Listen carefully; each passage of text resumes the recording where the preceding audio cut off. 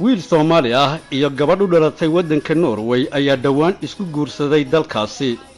arooskaasi oo loo agaasimay si heer sare ah waxa ka qayb galay qoysaska iyo asxaabta labada dhinac. waxa cajiib mudnaa in dhinaca wiilka ka soo jeeday ay soo bandhigeen iyagu dhaqanka iyo hiddaha caadada inoo ah sida dharka iyo ciyaaraha hiddaha iyo dhaqanka.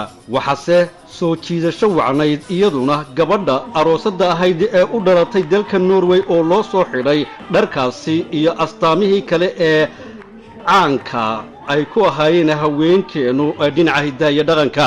waxa la ciyaaray ciyaaro ay ka mid ahayd ama ciyaar ay ka mid ahayd dhaantadu.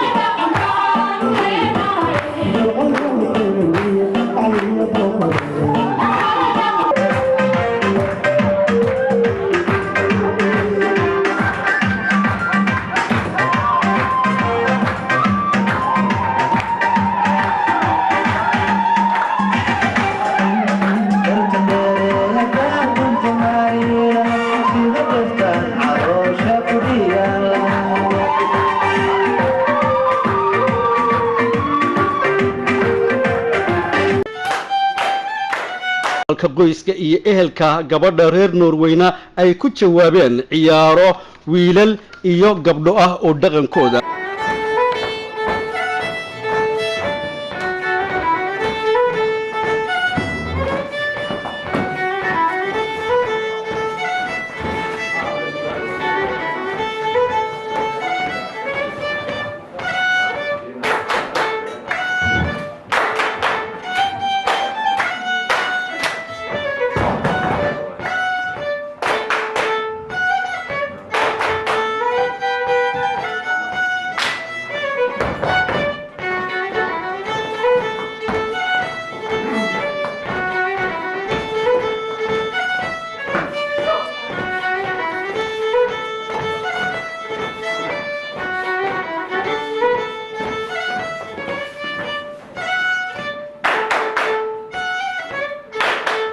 waxa boosol badnaa sidii Soomaali iyo Cadaan ama Soomaali iyo Cadaan ba mar kaliya la isula qabsaday jiirta jaanta iyo codka lagu tumay qalabka danana oo Soomaaliya.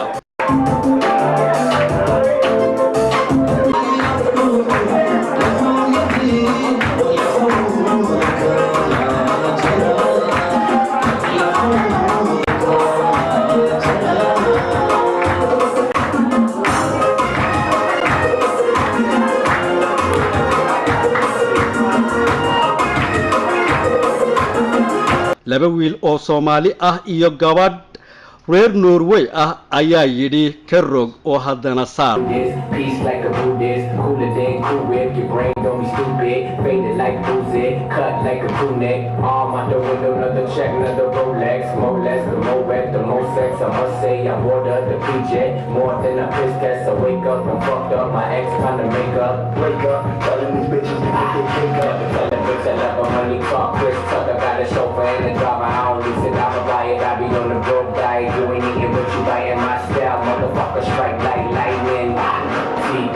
My bitch like Bugatti. I walk in the spot, all the bitches go gobby. Spend 30 racks, I'ma make it back tomorrow.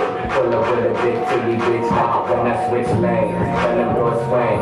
Arm out the window screaming money in the thing. Call it automatic bang, bang, bang. Call it automatic bang, bang, bang. Bitch might think I'm OJ. Call it Rolex wholesale. Let me see that rock band like I got tickets to Coldplay. Wait, oh God, all my diamonds so hard.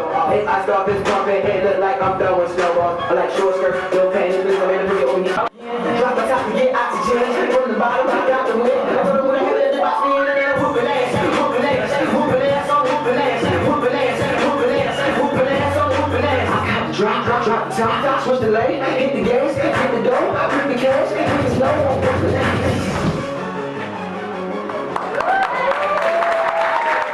ciyaar hidaha iyo dhaqanka ayaa wiil iyo gabadh Soomaali ahi waxa ay iyagu halkaasi ku muujiyeen wacdaro la yaab lahaa